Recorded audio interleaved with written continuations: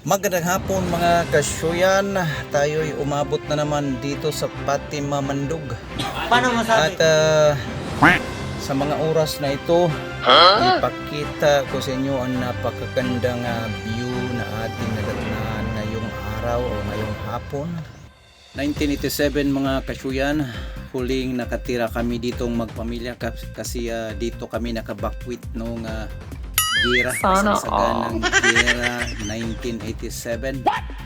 At muni-munihin natin ang lugar na kung saan ako Bahala ka sa buhay mo. nakatira noon at nakapagtrabaho sa Lapanday Foods, no? Isang plantasyon ng Wow naman.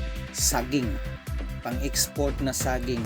Paano masabi? Maya-maya mga kasyuyan, ipakita ko sa inyo kung ano ang forma o sistema ng plantasyon ng saging noon.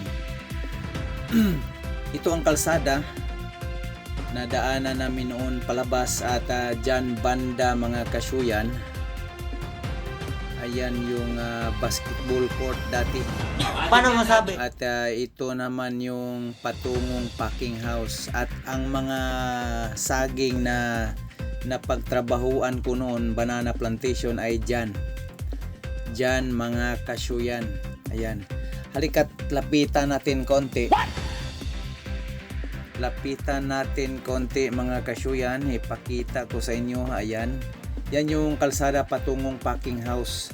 At ito yung mga mangga noon na akyat-akyatin namin Wow naman. habang kami naglalaro dyan sa basketbulan. At yan yung mga forma ng saging noon. At ngayon iba na, saba na ang tinanim dyan. Noon ay kabindis yung pang-export na saging. Same forma pa rin mga kasyuyan, may nagbabago lang kasi ang mga puno ng mangga ay napakatayog na at malaki na, mataas na yung puno nila. At balik tayo doon sa bandang ibabaw mga kasyuyan. Bahala ka sa buhay mo. Balikan natin at muni-munihin natin ang lugar na kung saan ako'y nakipaghalubilo. First time nakipaghalubilo ng maraming tao. Ayan mga kasyuyan, mula dito sa aking nahingutangan, makita ang bukid ng lulo ko. Ayan, Konsolasyon, ayan dyan banda. Paano masabi? Ayan, yung bukid dyan. Easy lang noon.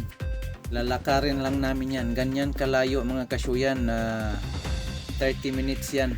Kuha na namin yan, lakarin mula dito. Habang kami mag-uwi doon sa bukid mga kasyuyan. Galing dito sa bahay ni na ate. At yan lang muna ang aking maiulat hanggang sa mga oras na ito. Maraming salamat sa inyong panunood.